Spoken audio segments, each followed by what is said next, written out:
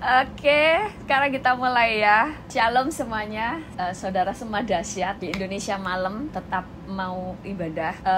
Kita sudah tahu ya, sekarang ini di Indonesia sedang terjadi wabah karena sudah ada yang mendapatkan banyak pernyataan sebenarnya bahwa di Indonesia itu termasuk Pastor Daud Tony, mungkin semuanya sudah dengar bahwa beliau mendapatkan pernyataan Tuhan bahwa Indonesia mengalami yang namanya ada malaikat maut dari bulan Juli ini sampai bulan September, jadi 3 bulan. Tapi puncak banyaknya kematian itu nanti itu Agustus, karena sebelum Pastor Daud Tony itu menyampaikan ini sudah ada banyak nubuatan bahwa Agustus adalah puncaknya, ada banyak kematian yang ada di Indonesia. Nah, tetapi Tuhan itu kan Allah yang baik ya, Allah yang luar biasa. Sebelum segala sesuatu terjadi, selalu Tuhan memberitahu kepada kita lebih dahulu. Pertama, supaya kita berjaga-jaga. Kedua, supaya kita berdoa. Karena yang bisa menahan segala sesuatu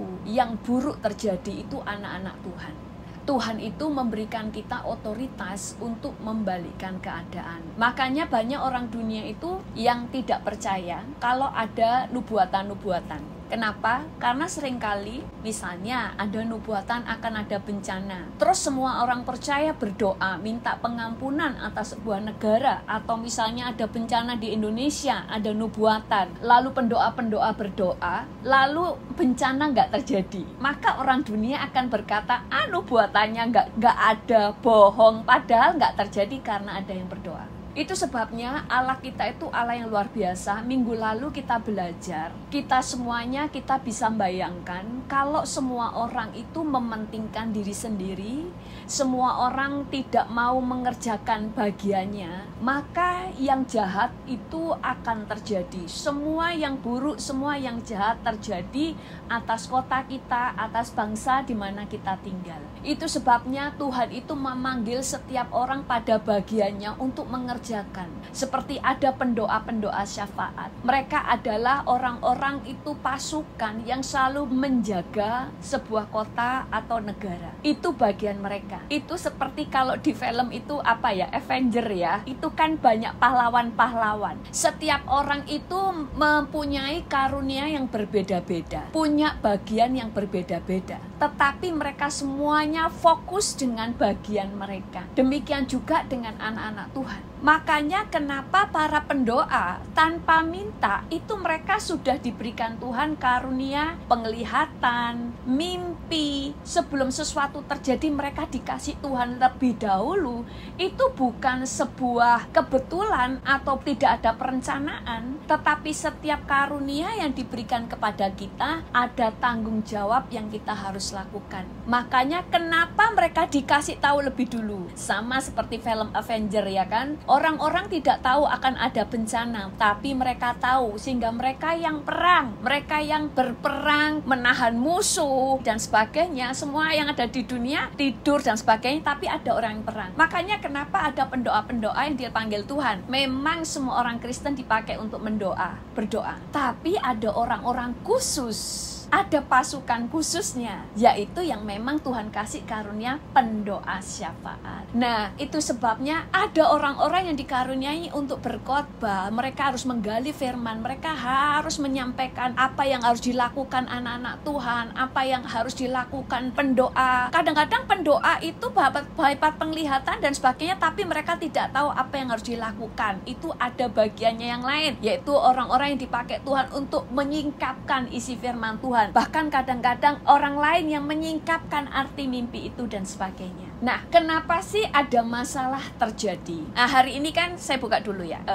PowerPoint-nya. Hari ini ayatnya cuma 2 ayat. Persoalan datang bisa menjadi berkat atau kutuk. Nah, kita tahu setiap orang punya kayak misalnya di Indonesia. Di Indonesia misalnya saat ini dikatakan ada malaikat maut yang ada di Indonesia selama 3 bulan. Selama 3 bulan ada malaikat maut, ada COVID dan sebagainya dalam 3 bulan. Itu bisa menjadi berkat atau kutuk di dalam setiap orang. Itu tergantung bagaimana responnya. Semua mengalami hal yang sama, seperti yang ada di Indonesia, terutama di Jawa. Semua dihadapi oleh virus yang sama. Semua lockdown semuanya. Tetapi selama ada masalah ini, ada lockdown, ada COVID dan sebagainya, itu setiap orang akan mengalami hal yang berbeda. Masalah atau bencana ini menjadi berkat atau kutuk, itu tergantung respon kita, bukan tergantung kepada Tuhan. Karena segala sesuatu itu kan tergantung iman kita dan sebagainya. Karena iman itu adalah kita. Makanya saya sering kasih gambaran ini yang seringkali orang Kristen salah paham. Selalu mereka berkata iman adalah karunia. Salah. Iman itu ada dua. Iman itu ada iman kita, ada karunia iman. Jadi ada karunia iman, itu pemberian Tuhan yang Tuhan turunkan sewaktu-waktu karena untuk kepentingan Tuhan, untuk pelayanan. Makanya dinamakan karunia. Nah, tadi dikatakan bahwa persoalan atau bencana datang bisa menjadi berkat atau kutuk. Kemudian kita baca dulu di dalam Roma 8 ayat 28. Kita tahu sekarang bahwa Allah turut bekerja dalam segala sesuatu untuk mendatangkan kebaikan bagi mereka yang mengasihi Dia, yaitu mereka yang terpanggil sesuai dengan rencana Allah. Di sini dikatakan kita tahu sekarang bahwa Allah turut bekerja dalam segala sesuatu. Jadi dalam segala yang baik maupun yang buruk untuk mendatangkan kebaikan bagi mereka yang mengasihi Dia, bukan bagi semua orang, tetapi bagi mereka yang mengasihi Dia. Jadi Tuhan itu bekerja dalam segala sesuatu untuk mendatangkan kebaikan, bukan untuk semua orang, tapi untuk mereka yang mengasihi Tuhan. Tuhan itu bisa merekayasa segala sesuatu yang buruk sekalipun diubah menjadi baik, kutuk sekalipun diubah menjadi berkat bagi mereka yang mengasihi Dia. Makanya orang yang mengasihi Dia tentu pertama anak-anak Tuhan, yang kedua anak-anak Tuhan yang memang punya hubungan yang intim dengan Tuhan, yang percaya bahwa Tuhan bisa mengubah yang buruk menjadi baik. Nah, itu dulu. Sekarang saya mau sampaikan kenapa sih tulah itu terjadi. Indonesia ini bisa dikatakan lagi kena tulah. Tulah itu datang selalu karena yang pertama penghukuman. Kalau penghukuman berarti karena ada dosa. Di Indonesia itu bangsa ini bangsa yang jahat, saudara. Indonesia ini sebenarnya jahat. Indonesia itu kita lihat aja, ya di mana-mana ya jahat gitu ya. Tetapi Indonesia itu bangsa yang suka ngutuk, mengutuki pemerintah, kemudian mengutuk Israel. Mereka itu yang paling banyak sampai detik ini orang Kristen tidak ada hukumnya, tidak diadili. Itulah kejahatan. Di mana-mana mungkin ada kejahatan, tetapi ada pengadilan. Tapi di Indonesia sudah jelas di depan mata orang Kristen. Sekalipun sudah ada IMB dan sebagainya, tetapi tidak ada hukum yang akan membela orang Kristen. Itu adalah kejahatan. Makanya kenapa Indonesia ini mengalami yang namanya penghukuman. Penghukuman itu diberikan sebagai bentuk keadilan Tuhan. Tetapi yang kedua, tulah itu ada untuk menyatakan siapa Tuhan kita.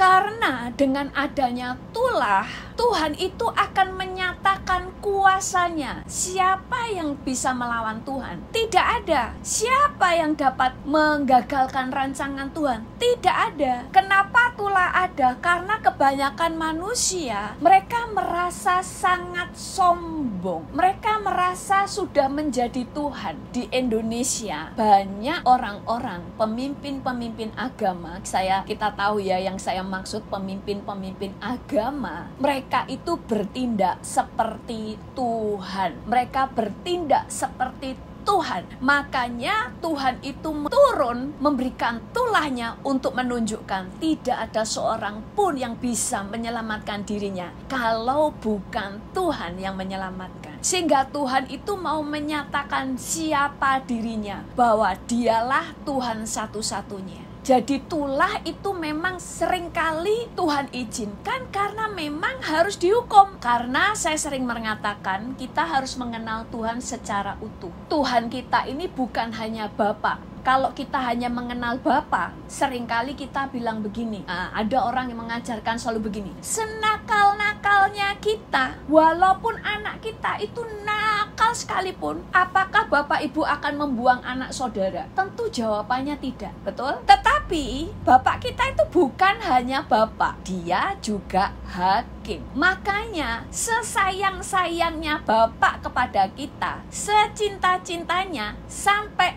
cintanya Bapak kita kepada kita itu sebesar nyawanya. Tetapi karena dia adalah hakim, apapun yang terjadi, dosa harus dihukum. Cuma karena Bapa kita adalah Allah yang sangat mengasihi, walaupun hukuman sudah mau turun, misalnya nih, palunya mau turun, mau diketok, begitu detik mau diketok, kita bertobat, nggak jadi, batal hukumannya. Makanya kenapa Tuhan waktu mau menghukum Sodom dan Gomora, dia datangi Abraham dulu. Luar biasa ya. Kenapa? Supaya Abraham bisa negosiasi. Karena Tuhan hanya bisa membatalkan hukuman kalau ada yang mempertahankan kota atau bangsa itu. Makanya kenapa Tuhan tuh selalu kalau mau memberikan tulah atau hukuman atau bencana dalam sebuah negara, Tuhan selalu bicara dulu kepada nabi-nabinya dan kepada pendoa-pendoa syafaat. Kenapa? Supaya mereka yang membatalkannya, mereka yang datang kepada Tuhan minta pengampunan. Tapi seringkali jumlahnya nggak cukup. Kenapa? Karena seringkali yang menambah dosa itu, cawan dosa itu penuh adalah orang Kristen. Saudara harus tahu, kenapa kalau orang Kristen berdosa, cawan dosa cepat penuh? Firman Tuhan berkata, siapa banyak diberi, banyak dituntut. Seorang hamba yang sudah tahu kehendak tuannya, tetapi melakukan pelanggaran, dia banyak menerima pukulan karena sudah tahu kebenaran. Saat ini penghakiman sedang turun atas Indonesia dan Amerika sama-sama di bulan Agustus. Amerika juga akan mengalami hantaman pukulan di bulan Agustus. Mulai di bulan Agustus, saya nggak tahu sampai kapan. Kalau Indonesia sudah jelas 3 bulan. Amerika akan mulai dari bulan Agustus. Kenapa? Karena sama-sama jahat di mata Tuhan. Kejahatannya apa? Contoh di Indonesia sama dengan Amerika. Mereka lebih suka memilih pemimpin-pemimpin yang menentang Tuhan. Di Indonesia, orang-orang benar diturunkan, tapi orang jahat dinaikkan. Jokowi itu sudah baik, tapi malah se-Indonesia suka ngutukin Jokowi. Padahal dia melakukan yang benar. Ini adalah bangsa yang jahat. Pada waktu dikasih gubernur yang baik pada saat itu, sehingga Jakarta maju, dikutukin, dipenjara. Sekarang waktu Jakarta porak-poranda, tidak ada yang demo, tidak ada yang komen, tidak ada yang mengeluh, sepi. Kalau toh ada cuma 1-2, itu pun gak viral. Ini adalah bangsa yang jahat. Setelah kemudian bencana terjadi, yang disalahkan kenapa ini Tuhan izinkan terjadi, padahal terjadi karena pilihan. Kita sudah belajar bahwa ada hal-hal yang Tuhan izinkan terjadi, ada yang karena kita yang mengizinkan bencana terjadi. Yang ketiga, tadi tulah Tuhan izinkan terjadi karena penghukuman, yaitu karena dosa. Karena Tuhan itu hakim, maka dosa harus dihukum. Yang kedua, untuk menyatakan siapa Tuhan. Kita buka dulu ayatnya ya. Di dalam Keluaran 7 ayat 3-5 di sini dikatakan, tetapi aku mengeraskan hati Firaun dan aku akan memperbanyak tanda-tanda dan mujizat-mujizat yang kubuat di tanah Mesir. Bila mana Firaun tidak mendengarkan kamu, maka aku akan mendatangkan tanganku kepada Mesir dan mengeluarkan pasukanku, umatku, orang Israel dari tanah Mesir dengan hukuman-hukuman yang berat. Dan orang Mesir itu akan mengetahui mengetahui bahwa akulah Tuhan apabila aku mengacungkan tanganku terhadap Mesir dan membawa orang Israel keluar dari tengah-tengah mereka. Di sini dikatakan, dan orang Mesir akan mengetahui bahwa akulah Tuhan apabila aku mengacungkan tanganku terhadap Mesir. Maksudnya, pada waktu aku memberikan penghukuman, mereka akan tahu siapa aku. Aku adalah Tuhan. Kemudian yang ketiga, kenapa tulah terjadi? Adalah untuk penyelamatan. Bangsa Israel itu dikeluarkan dari bangsa Mesir dengan tulah supaya mereka dilepaskan. Dan Tuhan itu izinkan ada tulah terjadi di Indonesia untuk misi penyelamatan. Karena pada waktu bencana terjadi, di situ banyak orang yang akhirnya sadar bahwa Tuhan mereka tidak bisa menyelamatkan. Makanya justru pada masa tulah turun, disitulah masa tuaian. Akan banyak orang yang mulai mencari Yesus karena ada misi penyelamatan. Kenapa firman Tuhan tadi dikatakan segala sesuatu itu Tuhan turut bekerja untuk mendatangkan kebaikan? Tuhan itu selalu hal yang buruk sekalipun, di antara penghukuman sekalipun, tetap ada hal yang baik yang Tuhan lakukan. Karena Tuhan itu kasih, bukan setan. Setan itu mau segala sesuatu menghancurkan, membinasakan, merugikan. Disinilah yang harus orang percaya tahu. Mana yang saudara percaya? Iman saudara yang akan menentukan bencana itu menjadi kutuk atau menjadi berkat. Kita harus percaya di balik segala bencana pasti ada berkat. Kita menjadi orang percaya, makanya saya sering mengatakan orang percaya harus cerdas. Harus punya pengetahuan, harus punya kepekaan, sehingga dalam kegelapan sekalipun saudara tahu apa yang saudara harus lakukan. Kita itu harus bisa membedakan ya. Kemarin kan ada yang bertanya sama saya begini, kan barusan ini ada heboh ya, karena ada yang berkata bahwa pandemik itu nggak ada, yang ada adalah plandemik ya kan. Saudara harus tahu mana yang benar, mana yang salah saudara. Kalau tidak, saudara akan punya iman yang salah. Contoh, kalau saya percaya COVID tidak ada, saya tidak akan punya iman tentang penyertaan Tuhan karena saya menganggap COVID memang nggak ada. Maka saya akan berjalan dengan sembrono bukan karena iman tapi karena kurang pengetahuan. Kalau saya tahu jalan di atas air, Petrus misalnya, air itu bisa tenggelam, tapi dia percaya bersama Yesus dia bisa berjalan di atas air, bisa. Tapi kalau orang berjalan di atas air karena menganggap air tidak bisa menenggelamkan, dia pasti tenggelam karena dia berjalan bukan dengan iman tapi dengan kebodohan. Bedakan iman dan kebodohan. Iman itu saudara tahu fakta, tapi saudara berjalan di atas firman untuk membalikkan fakta.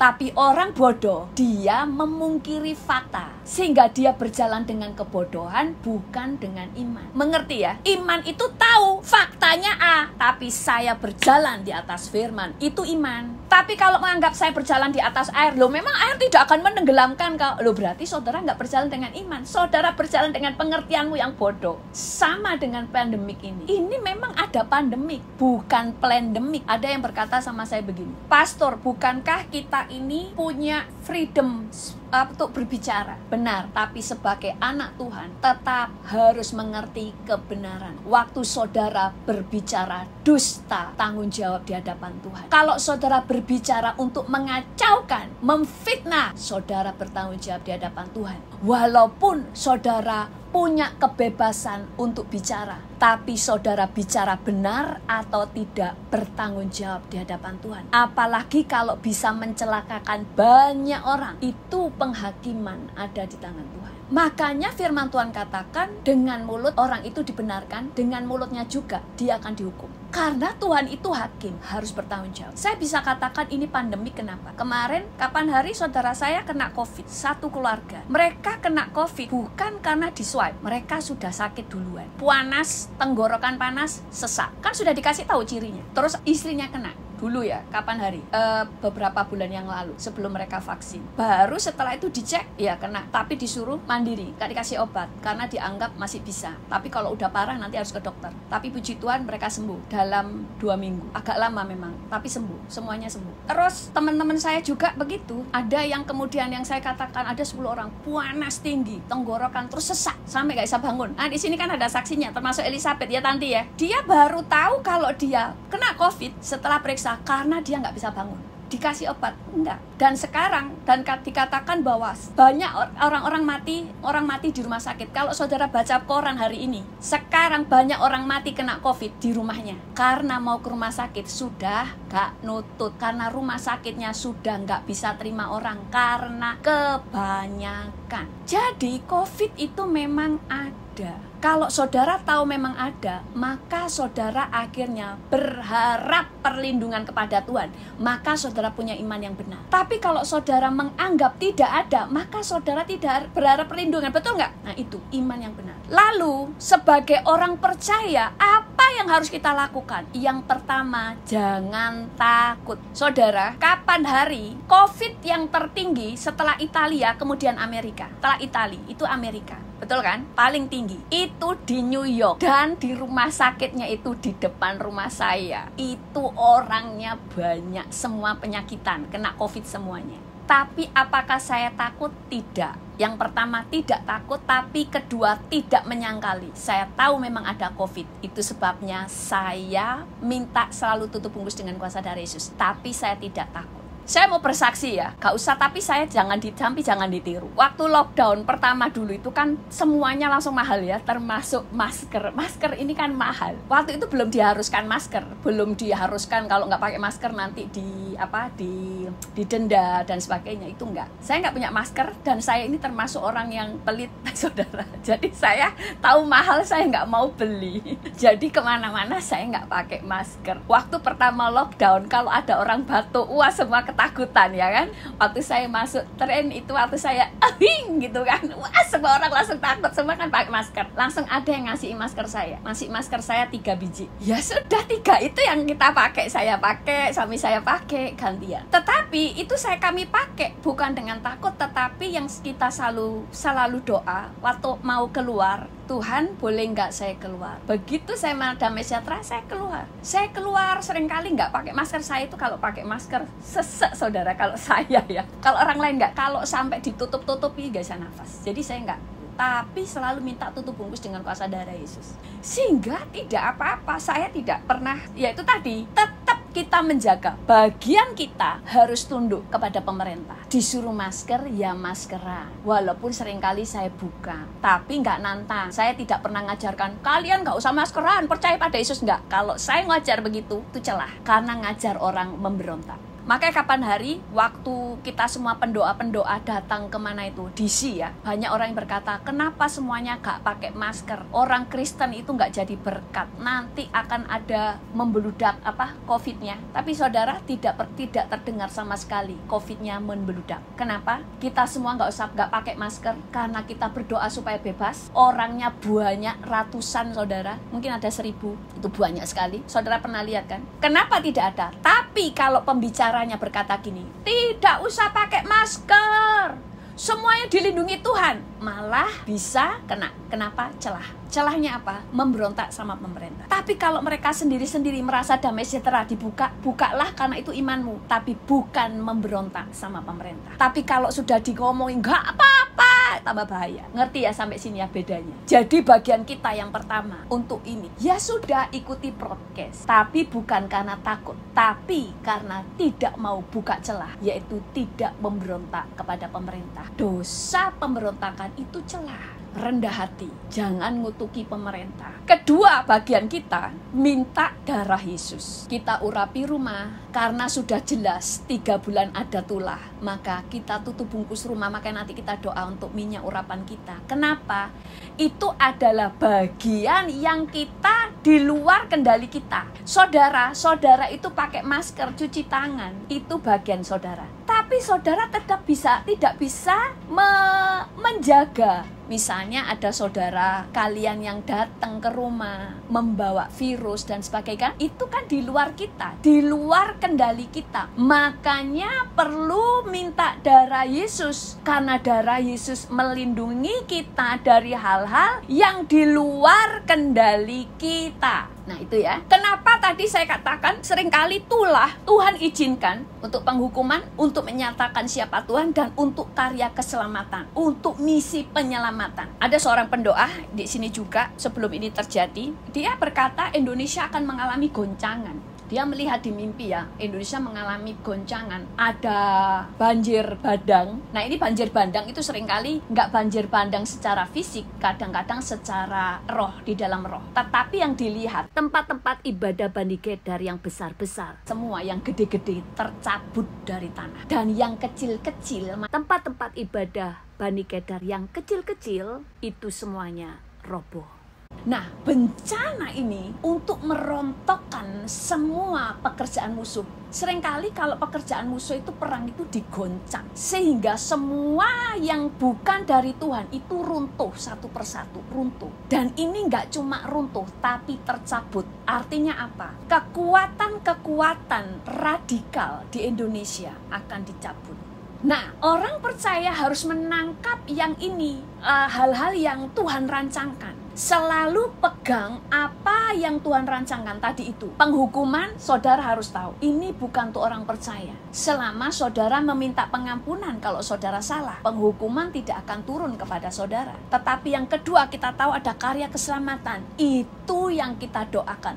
Justru saat inilah keluarga kita yang belum selamat harus melihat Yesus, harus mengalami yang namanya tahu tidak ada yang mereka harapkan selain Yesus. Jadi ini waktunya doa, Tuhan ini masa tuaian. Pada masa goncangan terjadi, buat keluargaku melihat bahwa tidak ada yang bisa diharapkan selain Yesus. Nah, kemudian ada banyak yang kita harus tahu. Pada masa bencana, kayak sekarang ini COVID, ada banyak yang meninggal. Sekarang banyak banget ya yang meninggal ya. Kemarin ada yang WhatsApp saya, itu tetangganya 5 orang meninggal semua tetangganya. Kemudian di mana lagi itu semuanya meninggal juga. Terus banyak orang yang berkata begini, kenapa orang Kristen juga banyak yang meninggal? Saudara harus tahu ya, orang yang meninggal karena COVID belum tentu rohani dia itu yang selamat dari COVID setelah sakit kemudian sembuh. Belum tentu berarti anugerah Tuhan lebih besar kepada dia daripada yang meninggal. Itu yang saudara harus tahu dulu. Kecuali orang itu meninggal sebelum percaya Yesus, itu sebuah kemalangan dalam hidup dia. Tapi pada waktu orang percaya, saat kena COVID dan dia sempat untuk bertobat dan meninggal, itu berkat buat yang meninggal. Karena mati adalah keuntungan, walaupun yang sedih adalah yang ditinggal. Makanya kita perlu berdoanya, Tuhan saya siap meninggal, cuma gak siap ditinggal. Kita harus jujur sama Tuhan. Saya itu kalau berdoa selalu ngomong sama Tuhan, Tuhan kalau engkau panggil saya atau suami, jangan panggil dia duluan. Saya doanya ada suami, panggil kami bersama atau saya duluan. Saya tidak siap kalau sendirian tanpa suami. Jujur, kita boleh nggak minta? Lu boleh, itu terserah Tuhan jawab apa enggak. Tapi kita boleh ngungkapin, karena jujur saya nggak mau kalau gak ada suami saya. Yang support dana kepada saya selama saya pelayanan adalah suami. Jadi saya nggak pernah mikirin tentang duit, karena suami bagian suami saya. Makanya saya ngomong, Tuhan kalau nggak ada dia, saya nggak cukup iman kalau hanya terus berdoa, minta biaya, dan pelayanan tuh Tuhan terlalu pusing. Saya mendingan cuma mikirin pelayanan, duit yang mikirin suami. Jujur sama Tuhan. Bahkan saat saudara tidak punya iman, bisa minta karunia iman. Kalau karunia iman tuh Tuhan yang kasih. Tuhan aku minta tolong, aku nggak punya iman. Saya sering begitu, Tuhan aku nggak cukup iman. Ngerti ya? Nah, pada saat COVID, kemudian kita selamat, kita hidup, itu adalah anugerah. Karena saudara bisa menjadi saksi bagaimana bisa keluar dari tulah dengan menang. Tapi pada waktu kita masih hidup, kita masih harus berjuang untuk hidup kita ini. Berjuang selama di dunia. Tapi yang sudah meninggal, ketemu Tuhan. Jadi, mana yang bagus? Yang meninggal apa yang hidup? sama-sama bagusnya, iya kan? Sama-sama bagusnya. Buat yang meninggal bagus, yang dibuat yang ditinggal memang nggak bagus. Nggak bagus maksudnya apa? Kita merasa kehilangan, ya kan? Kita merasa kehilangan. Tapi tetap setiap orang punya jatahnya. Dan setiap orang ada rancangan Tuhan yang baik. Makanya saya tadi katakan, goncangan bisa menjadi berkat atau kutuk tergantung respon kita. Respon kita apa? Pada waktu kita tetap percaya walaupun gak ngerti. Lebih baik saudara itu jangan mengeluh, tapi langsung ngomong sama Tuhan. Gini ya, kalau ngeluh kan gini, apa bencana kayak gini, mana Tuhan gak ada, ini ngomel, ini mengeluh. Lebih baik saudara itu langsung jujur ngomong Tuhan, itu gak ngeluh. Kayak Musa kan bilang gini, emangnya saya Tuhan yang mengelahirkan Israel, kok saya yang tanggung jawab? Tuhan nggak nganggap itu sebuah pemberontakan, karena dia mengungkapkan dengan jujur kepada Tuhan. Keluhan-keluhan Alkitab kan gini, Roh Allah akan berdoa untuk keluhan-keluhan yang tidak terucapkan. Berarti ada keluhan nggak? Ada. Tapi keluhan yang kita bawa di dalam doa, itu bukan keluhan pemberontakan, bukan kejahatan, tapi engkau jujur. Roh Kudus aja berdoa untuk keluhan-keluhan yang tidak terucapkan. Itu seperti seseorang ngomong sama bapaknya tentang pergumulan dia, apa yang ada di hatinya. Juga seperti seorang yang menuntut kepada hakim sebuah keadilan. Ini loh, aku itu ngalami begini, tolonglah perkaraku. Tapi kalau di luar doa, saudara ngomel, itu pemberontakan. Itu yang mendatangkan dosa. Kita harus belajar dari Musa, makanya selalu jujur. Kemudian kita mulai belajar. Lihat, pada waktu pandemi, kayak kapan hari lockdown terjadi, ada orang-orang yang kemudian hidupnya jatuh. Tapi ada orang-orang yang justru berhasil dalam pelayanannya, dalam keuangannya, justru saat masalah terjadi. Lihat, Zoom ini sudah ada sebelum ada pandemi. Dan pada waktu pandemi terjadi, semua orang goncang. Tapi pemilik Zoom jadi tambah kaya. Karena dia menciptakan sesuatu tepat pada masanya. Ada orang-orang justru pada waktu lockdown, contoh aja ya, gak usah tentang lockdown lah. Waktu hujan deras, banyak orang melihat ini adalah masalah, ini bukan berkat. Tapi bagi orang-orang yang menyewakan payung, ini adalah berkat. Di Amerika ini banyak orang yang taksi. Orang-orang itu nggak mau ada hujan, betul? Tapi anak-anaknya sopir taksi suka berdoa supaya ada hujan. Kenapa? Karena kalau hujan, bapak mereka itu pulang bawa duit banyak. Karena kalau hujan, mereka semuanya dapat banyak penumpang. Jadi, ada bagi orang lain hujan itu bukan berkat. Tapi bagi orang lain lagi, hujan adalah berkat. Dan sebagai orang percaya harus tahu semuanya adalah berkat. Kalau saudara itu cerdas, selalu tahu apa yang harus saudara lakukan di dalam setiap musimnya.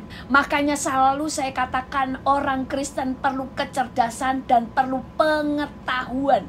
Pengetahuan itu adalah saudara tahu cara melakukan. Saudara butuh hikmat. Hikmat itu saudara tahu kapan ini dilakukan. Makanya perlu hikmat, perlu pengetahuan. Dan saudara juga butuh kepekaan. Kepekaan itu nomor 3. Kenapa? Karena nggak semua orang peka. Tapi kalau toh saudara nggak peka, tapi saudara punya hikmat dan pengetahuan, saudara tetap bisa selamat dalam menghadapi masalah. Contoh ya, seringkali bencana itu seakan-akan itu masalah. Kan ada seorang ibu ya dulu, kesaksian seorang ibu, dia itu ditinggal suaminya. Ya mirip-mirip dengan saya, karena saya ini tentang urusan bayar bil, bayar ini, komputer, semua suami saya. Karena saya ini gaptek dan banyak hal saya nggak tahu. Saya tahunya itu bagaimana Mbak Firman menyelidiki Alkitab, ngobrol sama orang, apalah itu bagian saya. Tapi ada bagian-bagian yang suami saya. Untuk menghadapi orang, suami saya itu nggak suka untuk komunikasi dengan orang. Itu bagian saya. Makanya suami saya itu bukan people person. Makanya di foto-foto banyakan saya sendiri. Suami saya nggak suka muncul, saudara. Dia suka di balik layar. Sementara saya sukanya di atas panggung. Nggak cuma di atas mimbar, tapi di atas panggung. Nah, ibu ini seperti itu. Sehingga pada waktu suaminya meninggal, dia anaknya kecil-kecil. Dia tidak tahu apa yang harus dilakukan. Bayar bil, bayar ini suratnya di mana, ini apa saja dia pusing. Sepertinya ini adalah kutuk, betul? Ini adalah bencana bagi dia. Tetapi setelah beberapa bulan, dia mulai menenangkan diri. Dia berdoa, dia mulai tenang. Makanya orang Kristen selalu harus tenang.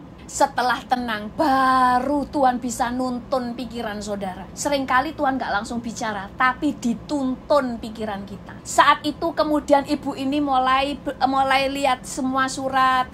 Ini bilnya di sini, ini kalau surat ini di sini, ini cara pembayaran ini. Semuanya itu dimasukkan di dalam map. Dia buat map, dia kasih jurnal, ya kan, dia ada catatannya. Di setiap mapnya itu ada tulisannya, catatannya. Saya nggak ngerti lah ya, apa itu ya kan. Sampai akhirnya dia selalu buat begitu dan orang-orang lain-lain pesen sama dia. Kok enak ya, sehingga mencari apa-apa mudah. Lalu dia mulai pesan ke pabrik menjadi yang plastik, yang sekarang saudara banyak beli map plastik itu, yang mapnya itu kemudian ada saudara bisa tempelin tulisan apa, tentang apa, itu semua, terus kemudian ada kantongnya, itu dari ibu itu saudara. Sehingga ide itu kemudian dia mulai, dan kalau ada orang lain yang buat ya dia dapat royalti. Dan dia bilang begini, kalau saat itu suami saya tidak meninggal, saya tidak pernah bisa menjadi seperti ini. Bukan mengharapkan suami meninggal, tetapi ada potensi yang tidak dimunculkan dalam dirinya. Makanya suaminya meninggal adalah baik buat suaminya, karena suaminya ketemu Yesus. Tapi bagi ibu ini, dia mulai bisa melihat keajaiban sejak suaminya nggak ada. Karena sekarang dia tidak lagi bergantung pada suaminya, dia bergantung kepada Tuhan. Sehingga dia mulai tahu apa yang dilakukan. Yang tadinya menjadi ibu rumah tangga, sekarang menjadi pengusaha. Dia sekarang mulai ngerti buka usaha-usaha yang lain. Nah, seringkali hal yang kelihatannya buruk itu mendatangkan kebaikan. Ada seorang hamba Tuhan, dia melayani di suatu tempat. Dia itu difitnahi, digoncang, tapi dia terus berdoa. Tuhan, kan firman Tuhan berkata, kita tidak boleh lari dari masalah. Dia harus bersabar untuk di situ. Sampai dia akhirnya ditendang, diusir. Terus dia merasa, loh Tuhan, aku udah setia, ditendang. Seakan-akan dipermalukan. Tapi begitu dia keluar, dia dipakai Tuhan lebih dahsyat. Dan hamba Tuhan itu bilang begini, seringkali kita tidak tahu rancangan Tuhan. Akhirnya Tuhan pakai orang-orang untuk menendang kita. Dia pakai bahasa Inggris, kick out ya kan. Dia harus menendang kita. Sampai akhirnya kita itu sedang dipaksa Tuhan untuk berada di tempat di mana yang tepat, yang Tuhan bisa membuat layanan kita diperluas. Jadi hidup kita juga begitu. Bagaimana saudara bisa menemukan kebaikan, menemukan mujizat dimanapun saat kegelapan datang? Yang pertama, percaya dulu bahwa Tuhan turut bekerja dalam segala hal untuk mendatangkan kebaikan. Itu dulu dasar. Baru yang kedua, bersyukur walaupun saudara belum tahu. Saya pernah mengalami masa kekelaman saudara. Waktu itu saya tidak tahu saya harus lakukan apa. Tuhan cuma berkata keluar dari suatu tempat ya. Saya cuma taunya Tuhan suruh keluar. Walaupun saya tidak tahu setelah keluar dari daerah yang lama ke daerah yang baru, apa yang saya harus lakukan saya tidak tahu. Mau dilihat-lihat, dicari-cari mau apa, nggak ada, sama sekali nggak ada di sini. Bisa dikatakan gelap, bukan gelap lah, di dalam Tuhan kan nggak gelap, cuma bener-bener nggak tahu. Cuma taunya Tuhan suruh saya pergi ke sini, titik. Cuma yang saya pegang, Tuhan kalau sudah suruh saya pergi, pasti Tuhan bertanggung jawab, walaupun saya nggak ngerti. Baru kemudian Tuhan kasih bikin video. Walaupun si gaptek mulai mengerjakan, intinya lakukan saja apa yang Tuhan suruh. Kadang-kadang gini, ini Tuhan suruh atau perasaan? Oke lah, nggak usah tentang ngomong suara Tuhan. Perasaanmu yang kuat, bicara apa? Lakukan. Setelah lakukan, nanti Tuhan tuntun sampai akhirnya terang. Oh, ini loh yang memang saya harus kerjakan. Pertama, jangan ngomel. Kalau toh kepengen ngomel, bawa dalam doa. Langsung jujur, ngoceh aja di hadapan Tuhan. bukan di luar doa. Di luar doa memberontak. Misalnya saya ada Cik Piha, saya ngeluh tentang Cik Piha di luar. Wih, Cik Piha itu loh, saya itu nggak suka dia begini. Itu namanya saya menjelek-jelekan, betul? Tapi kalau saya ngomong Cik Piha, saya tuh nggak suka Cik Piha kalau kamu begini. Nah, ini namanya jujur kepada Cik Piha. Cik Piha bisa jelasin, oh enggak, saya nggak begitu. Akhirnya terjadi, oh gitu toh, saya salah paham sama Cik Piha dan sebagainya. Beda sama dengan pada waktu kita berdoa. Nah, kemudian ada contoh lagi ya. Saya dulu punya tetangga ya.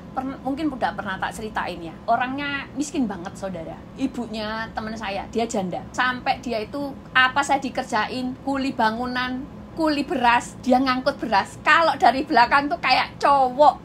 Karena dia kerjanya kerja cowok sampai dia tubuhnya jadi kayak cowok. Kerja berat karena demi membiayai 2 anaknya. Dia tinggal sama adiknya. Adiknya itu juga nggak punya duit sehingga bertengkar terus sampai kemudian adiknya bilang gini, kamu punya uang, nggak punya uang, aku nggak peduli. Kamu harus pergi dari rumahku. Karena adiknya juga punya anak. Jadi rumahnya kecil ditinggali sama kakaknya, ada adiknya. Terus kakaknya ini stres. Sampai akhirnya dia nekat berangkat ke Amerika. Semua orang nangis, takut. Orang ini gak bisa bahasa Inggris.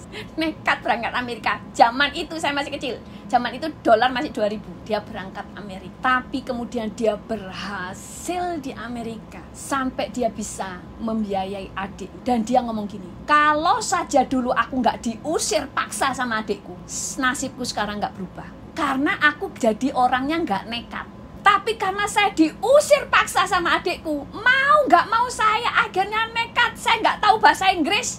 Kemudian ada yang nawari berangkat ke Amerika. Dia bener-bener berangkat. Dia cuma punya uang tiket pergi, nggak bisa pulang. Karena dia sangat miskin, saudara. Karena diusir, dia nekat. Dia bilang gini, kenapa dia kemudian membalas adiknya. Kemudian dia bisa belikan rumah adiknya, membukakan toko ke adiknya. Kenapa? Dia bilang gini, karena kalau dulu kamu nggak usir saya, nasibku nggak seperti ini.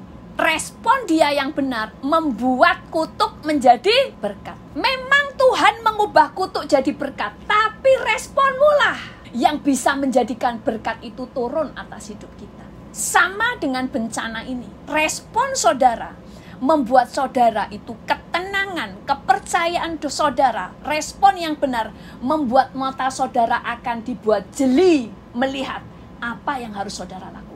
Kalau saudara tentang perlindungan tadi ya, doa, mendoakan keluarga, tutup bungkus dengan kuasa darah Yesus, dan jangan buka celah dengan jangan menjadi seorang pemberontak. Makanya banyak orang kan, yang dulu banyak kan di koran-koran yang memberontak, wah gak ada covid, kena.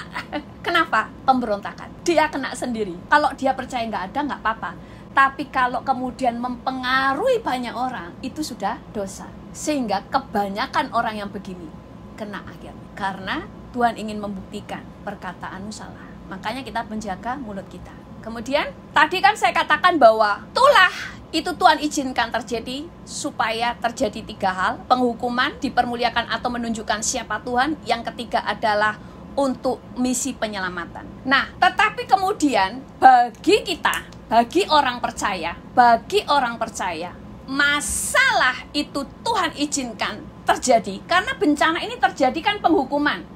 Orang benar kan juga kena, walaupun dia orang benar, betul? Tapi bagi orang percaya, bencana itu Tuhan izinkan saudara juga mengalami, bukan untuk mencelakakan, tetapi untuk melatih kita, untuk bagaimana berjalan dengan iman dan praktek iman. Saudara akan sangat melihat pada waktu saudara pakai kuasa darah Yesus, mengurapi rumah, tutup bungkus dengan kuasa darah Yesus lah dan sebagainya. Itu justru saudara bisa melihat kuasanya saat masa kegelapan. Makanya di masa kegelapan justru waktunya praktek. Saya dulu juga gitu, waktu di sini pandemi lagi kenceng-kencengnya. Kalau saya bilang, Tuhan boleh nggak saya keluar belanja? Kalau Tuhan saya bilang boleh, ya boleh. Saya ngomong sama Tuhan, saya nggak punya masker. Mahal Tuhan, eman. Pergi. Tapi kalau Tuhan katakan enggak, ya saya nggak tapi saya nggak pernah ngomong orang-orang, saya nggak pakai masker nggak apa-apa, jadi kalian nggak pakai masker. No, belum tentu orang-orang itu boleh nggak pakai masker. Semua orang Tuhan punya bicara sendiri-sendiri. Tapi waktu pemerintah mengharuskan, ya saya selalu pakai karena harus. taat tidak jadi sandungan. Menjadi sandungan itu juga dosa. Dosa itu celah. Nah, kemudian untuk kita orang benar, bencana Tuhan izinkan kita berada di tengah-tengah bencana itu padahal kita benar. Tadi itu ya, melatih kita untuk mengalami apa itu iman. Praktek iman ini waktunya. Yang kedua, seringkali Tuhan izinkan untuk menunjukkan supaya kita mengalami pengalaman mujizat, supaya orang bisa melihat perbedaan antara orang percaya dan orang tidak percaya. Karena disitulah orang akan melihat perbedaan. Makanya dalam masa kegelapan akan banyak orang yang mencari Yesus. Karena mereka semua akan datang kepada saudara minta didoakan. Makanya orang percaya harus siap pada waktu teman-teman saudara minta didoakan. Saudara harus berkata, yang menyembuhkan bukan doa saya, tapi Yesus. Maka saya harus berdoa di dalam nama Yesus. Supaya dia tahu, Yesus itu Tuhan. Atau Isa Al-Masih. Kita katakan Isa Al-Masih bukan Nabi, tapi Tuhan. Amin.